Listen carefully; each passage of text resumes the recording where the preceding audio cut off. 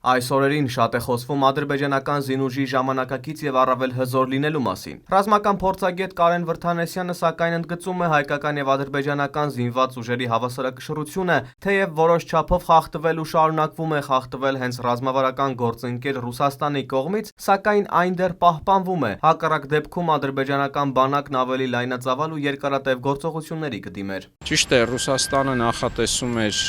այդ 200 միլիոնանոց վարկի շրջանակներում նաև Հայաստանին սպառազինություն մատակարարել, բայց ինչպես տեսանք չհասցրեցին։ Բացի այդ նաև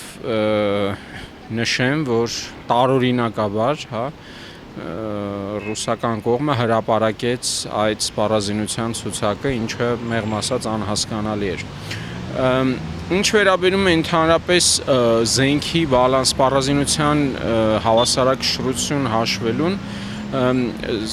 էլի տարածված է, այսինքն ռազմական թեմաներով ոչ այդքան քաջատեղյակ մարդիկ սովորաբար այսպես են հաշվում. Ադրբեջանը ունի 10 տանկ, ուրեմն մենք էլ պետք է առնվազն 10 տանկ ունենանք։ Բայց պետք է հասկանալ մեր զինված ուժերի առջև ինչ խնդիրներ են դրվում, ինչ խնդիրներ ունեն լուծելու։ Օրինակ հակառակորդի 10 տանկը կամ 100 տանկը կարող է չեզոքացվել ոչ թե 10 կամ 100 համարժեք տանկով, այլ 20 կամ 200 հակատանկային հրթիռներով, ինչը կարող է, ասենք, չգիտեմ, 10, նույնիսկ 100 անգամ ավելի էժան լինել։ Խոսելով հակամարտող կողմերի ռազմատեխնիկայի հավասարակշռության մասին, փորձագետն ընդգծում է, Հայաստանն այսօր ունի խնդիր զարգացնել փողային հրետանին, հակաօդային եւ հակատանկային պաշտպանության համակարգերը։ Ադրբեջանը այս պահի դրությամբ ռեալ լուրջ գերակայություն ունի այդ անօդաչուների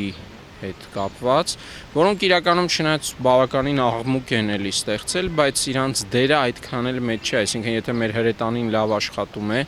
եթե մեր հրետանին ունի օրինակ ավտոմատ կրակի կառավարման համակարգ,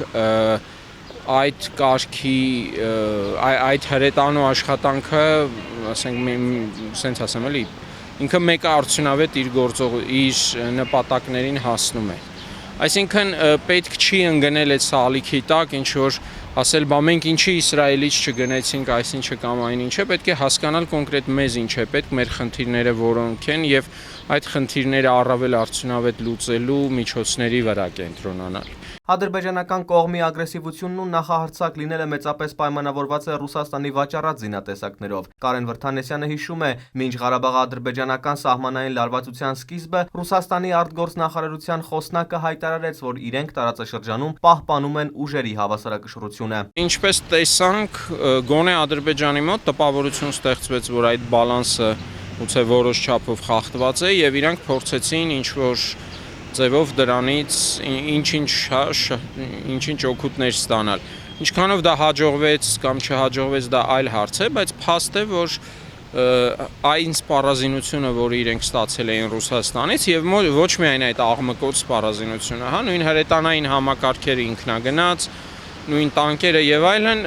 այնուամենայնիվ օգտագործվել են ուղղաթիռներն էլ եւ այլն։ Ու եթե նույնիսկ ինչ-որ մի սպառազինություն չի օգտագործվել, եթե օրինակ շարունակվեր 1 շաբաթ, 2 շաբաթ, գուցե եւ դա էլ օգտագործվեր։ Փորձագետը վստահ է հայկական զինուժը սեփական ներքին ռեսուրսներով հզորացնելու լավագույն տարբերակներից է տեղեկատվական տեխնոլոգիաների կիրառումը բանակում։ Պետք է հասկանալ, որ սպառազինությունը դա ասենք միայն կոնկրետ փողային հրետանին կամ կոնկրետ հրթիռը կամ կոնկրետ ինքնաթիռը չէ։ Սպառազինությունը օրինակ